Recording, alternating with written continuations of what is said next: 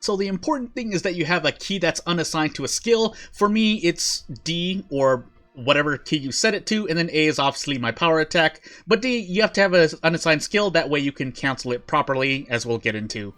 And if for some reason I missed the recording, then basically power canceling doesn't feel too different, as you can see, or hear my keyboard presses.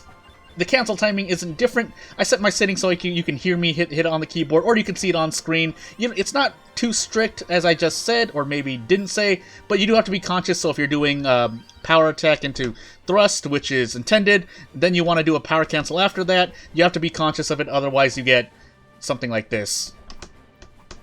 And then you're just standing there, and then you get hit.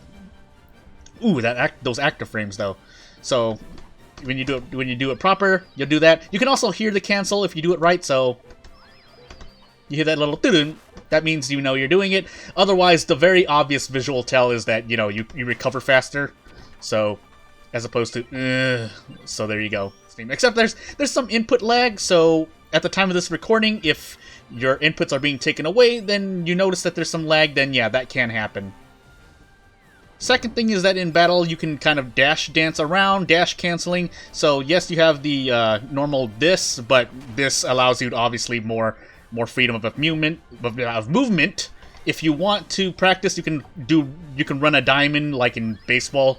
You can just run around and test it. This will help you get away from AoEs a lot easier. That way you're not stressing for it, or you're just getting away from attacks, or you're trying to stall because maybe you're speeding through something and you're not as prepared for it.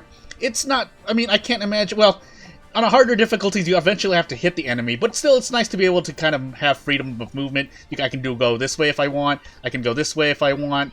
You can do it outside of battle, it's the same thing, but in battle, obviously, if you're just holding it, you have this little deceleration phase, so you don't really want to do this if possible. Again, you don't have to do these things to be efficient or anything, but it does help you get away from things or put yourself in positions where you want to be. Again, if you're going through the game, if you're trying to enjoy the game, I recommend you don't do this or learn this. But if you want to learn this and have fun with it, then go right ahead. It is what it is.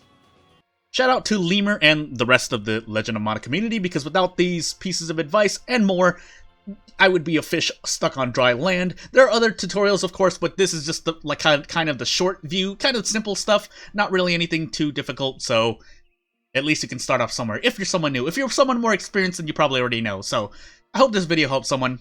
See you later.